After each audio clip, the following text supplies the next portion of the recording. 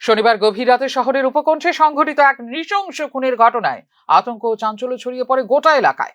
আমতলী থানার বাবুল চৌমুহনীর পশ্চিম দুর্গাপুর এলাকায় নিজের বাড়ির সামনে নির্মমভাবে খুন হন সুব্রত চৌধুরী নামে এক ব্যক্তি।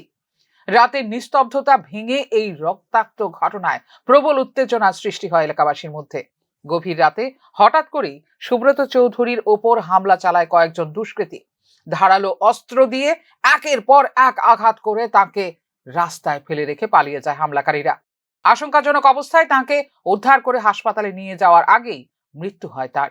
অভিযুক্তদের মধ্যে নিন্টু চক্রবর্তী, শঙ্কু চক্রবর্তী ও প্রিয়তোষ চৌধুরীর নাম উঠে এসেছে এই ঘটনায়। অভিযুক্তদের মধ্যে একজন স্থানীয় এক নেত্রীর ছেলে, যা নিয়ে রাজনৈতিক চাপানোত্তরও শুরু হয়েছে এলাকায়। সন্ধ্যা 7টার দিকে আমাদের কাছে একটা খবর আসে যে বাবুল চৌমুহনী দুর্গাপুর এলাকার রাস্তার পাশে একটা রোগী পড়ে আছে। এই খবরের ভিত্তিতে আমরা ঘটনাস্থলে যাই, গিয়ে দেখি লোকটার একটা গলা কাটা মৃতদেহ পড়ে আছে। পরবর্তী সময় জানতে পারি যে তাকে 3-4 জন মিলে তাকে হত্যা করেছে। এবং এই বিষয়ে আজকে গতকালকে আমাদের কাছে তপন চৌধুরী নামে একজন লোক, ডিসি সুব্রত চৌধুরীর ভাই, আমাদের কাছে কমপ্লেন করে এবং এই কমপ্লেনের ভিত্তিতে আমরা একটা সুনির্দিষ্ট মামলার নথিভুক্ত করি, যার number 128/2025 under section 103 clause 1/3 of BNS দ্বারা মামলার নথিভুক্ত করি। এবং এই কেস কানেকশনে আমরা শঙ্কু চক্রবর্তীকে আমরা অ্যারেস্ট করি এবং আজকে তাকে আমরা আদালতে প্রেরণ করব পুলিশ রিমান্ড চেয়ে। এই কেসের সঙ্গে আরও যারা জড়িত আছেন নিন্টু চক্রবর্তী এবং প্রিয়তোষ চৌধুরী, আর অন্য আরেকজনের নাম তারা আমাদের কাছে কিছু বলেনি। আমাদের ইনভেস্টিগেশন চলছে। পরবর্তী সময় ইন্টারোগেশনে আমরা তাকে তার কাছ থেকে আরও কিছু উদ্ধার করার চেষ্টা করব। কী কারণে মারা হচ্ছে? খুনের ঘটনার খবর ছড়িয়ে পড়তেই পশ্চিম দুর্গাপুর ও বাবুল চৌমুহনী এলাকায় উত্তেজনা ছড়িয়ে পড়ে। দোষীদের দ্রুত গ্রেফতার ও দৃষ্টান্তমূলক শাস্তির দাবিতে সোচ্চার হন ক্ষুব্ধ এলাকাবাসী।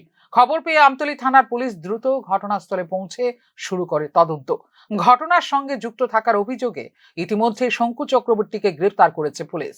রবিবার ধৃত শঙ্কু চক্রবর্তীকে আদালতে হাজির করে 5 দিনের পুলিশ রিমান্ডের আবেদন জানায় পুলিশ। আপাতত আমাদের যে প্রাথমিক তদন্তে আমরা দেখেছি তাদের সঙ্গে একটা পারিবারিক একটা পূর্ব শত্রুতা ছিল। এখন পর্যন্ত যতটুকু অনুমান করা হচ্ছে এই ঘটনার পূর্ব শত্রুতার কারণে এই মৃত্যু হয়েছে। ব্যবহার করা ধারালো অস্ত্র কি উদ্ধার হয়েছে? এগুলো আমরা গতকালকে in presence of executive magistrate আমরা যে তাৎকালকে দিয়ে তাকে যে হত্যা করা হয়েছে এগুলো আমরা উদ্ধার করেছি। যাকে ধরা হয়েছে তাকে কোথা থেকে আটক করা হয়েছে? তাকে তাদের বাড়ি থেকে আটক করা হয়েছে। আর যারা বাকি অদারা আছে তাদের বিরুদ্ধে আপনারা কী কী ব্যবস্থা করবেন? তাদেরকে আমরা অ্যারেস্ট করার জন্য আমাদের পুরো প্রসেস আমাদের চলছে।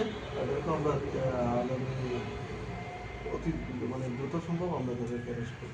কতদিনের রিমান্ড চেয়ে আজ আদালতে প্রেরণ করবেন? আজকে আমরা 5 দিনের পুলিশ রিমান্ড চেয়ে তাকে আদালতে প্রেরণ করছি। খুনের নেপথ্যের পূর্ব শত্রুতা, ব্যক্তিগত বিরোধ নাকি অন্য কোনো কারণ রয়েছে তা খতিয়ে দেখা হচ্ছে। ঘটনার সঙ্গে জড়িত বাকি অভিযুক্তদের খুঁজে একাধিক জায়গায় চালানো হচ্ছে তল্লাশি অভিযান। পাশাপাশি এলাকার সিসিটিভি ফুটেজ খতিয়ে দেখা সহ বিভিন্ন তথ্য প্রমাণ সংগ্রহ করা হচ্ছে বলে জানিয়েছে পুলিশ। এই নৃশংস খুনের ঘটনায় এখনো আতঙ্কের পরিবেশ বিরাজ করছে গোটা এলাকায়।